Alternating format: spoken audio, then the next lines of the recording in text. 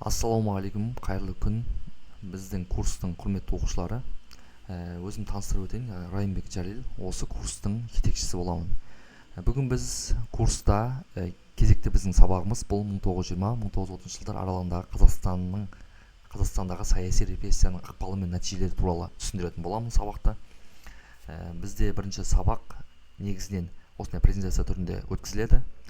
Бұл презентацияның бірінші енді кіріспеге келетін болады. Кіріспе, яғни 1920-1930 жылдар кеңес үкіметі Қазақстанда социалистік қоғам орнату жолында кең көлемде саяси репрессияларды жүзеге асыруда болды.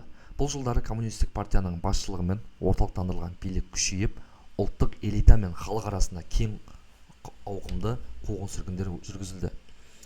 Бұл қуғын-сүргін біздің ұлт зиялыларымызға өте қатты зиянын келтірді. Бұл репрессия жылдары негізінен бірден болған жоқ. Репрессияның негізгі себептеріне келетін болсақ, жалпы репрессияның келуіне негізгі 4 себеп: алашорда қайраткерлерін қуғындау, яғни бұл репрессияның негізгі белгілеріне саналады. Бұл алашорда қайраткерлерін қуғындау 1920 жылы орын алды. Бұл жерде алаш қозғалысының жетістігі Ахмет Байтұрсынұлы, Міржақып Дулатов, Әлихан Бөкейханов осы 1900 жылдарынан бастап қуғынға ұшырады. 1928 жылы тарих ғылыми тұрғыдан, яғни ірі байлар, ерлер, феодалдардың ұсақ мүлкі тәркіленді, 700-ден аса бай отбасылар жер аударылды. Бұл шара достарлық қазақ шаруалығын күйретті. 1930-1931 жылдары ұжымдастыру және шаруаларға қысым бұл қазақ халқының өмір сүретін тұзды шағын шаруашылығына зорлықпен жайылды.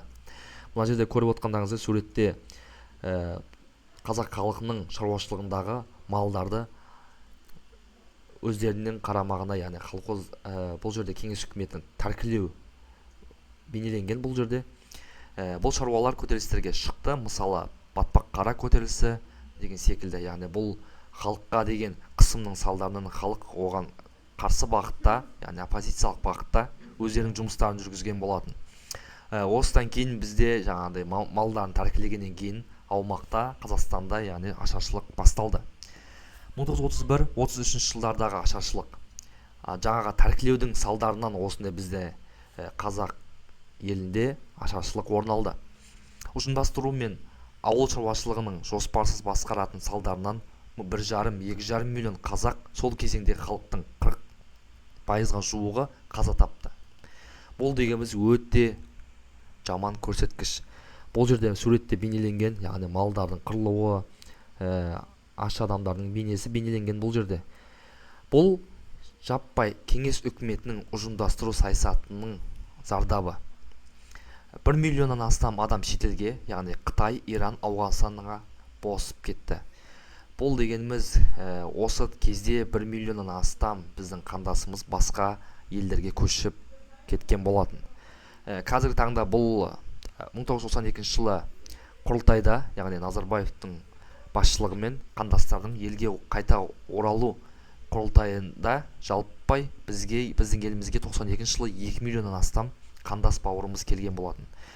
Қазақ халқының демографиясы құрылымы қатты бұзылды, яғни 40%-ға жуығы зардап шекті, яғни қаза тапты. Бұл 1,5-2,5 миллионды құрайды. Келесі бізде ұлттық террор, яғни бұл репрессия кезеңінде орын алды.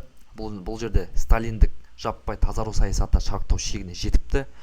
Бұл Қазақстанда 103 біздің адам тұтқындалды, 25 біздің адам ату жазасына кесілді. Қуғын-сүргінге ұшырағандар қатарына Тұрар Рысқұлов, Сәкен Сейфуллин, Бейімбет Майлин, Ильяс Жансүгіров, Нәзір Төреқұлы, тағы да басқа біздің тарихи тұлғаларымыз, сол кезеңдегі біздің ата-бабаларымыз осындай қуғын-сүргінге ұшыраған болатын.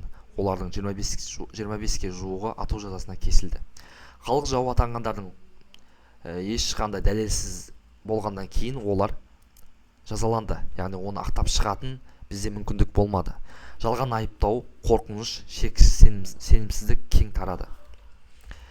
Келесі бізде еңбек пен түзету лагерлері, яғни бұл жерде адамдардың барлығын жаппай ату жазасына кеспеді, бұл жерде еңбек пен түзету лагерлеріне жіберді. Бұл кеңес үкіметіне өте тиімді болды, яғни адамдарды жаппай қырудың орнына оларды жұмысқа шегу. оларға өте тиімді болғаннан кейін осындай лагерлерге жіберіп отырған болатын. Қазақстан аумағында ірі лагерлер құрылды, яғни атап өтетін болсақ Алжир, Степлак, Карлак лагерлері.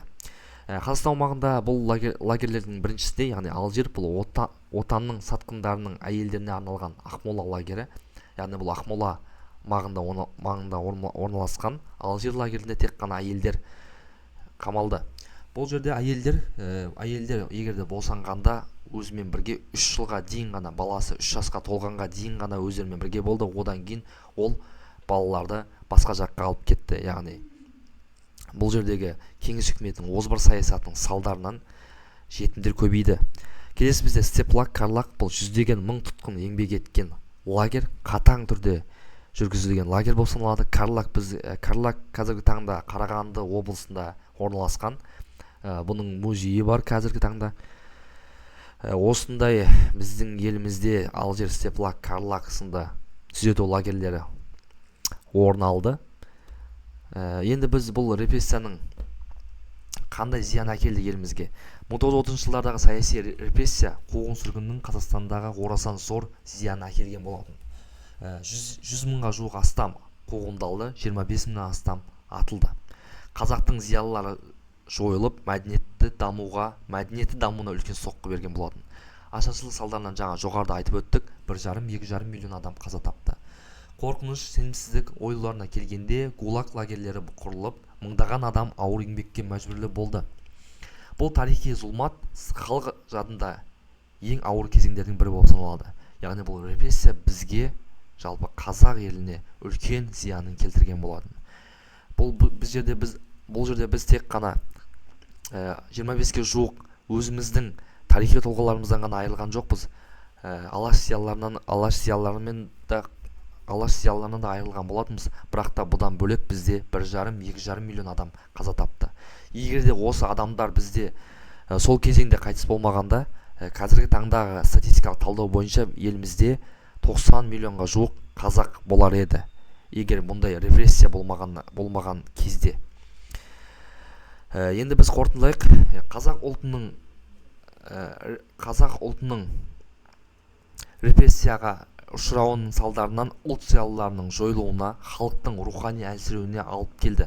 Бұл тарихи кезең ұлт тарихындағы ең қайғылы әрі сабақ алуға тиісті кезең болды.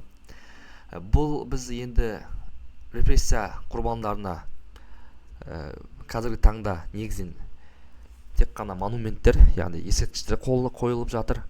Сол біз ата-бабаларымыздың осындай елді қорғау мақсатында қазақ елі үшін жұмыс жасау үшін, яғни қазақ елінің біртұтас сақталып қалу үшін жұмыс жасаған алаш зиялыларына біз олардың осындай жұмыстарына жоғары бағалауымыз керек, құрметпен қарауымыз керек. Осындай репрессия салдарынан біздің, яғни ең білімді азаматтарымыз сол кезеңде жас тайынан қаза тапқан болатын. Осымен біздің сабағымыз аяқталды. Назарларыңызға көп рахмет. Егерде түсініксіз кездер болған болатын болса, бізге, яғни маған кері байланысқа шығамыз. Барлықтарыңызға рахмет. Сау болыңыздар.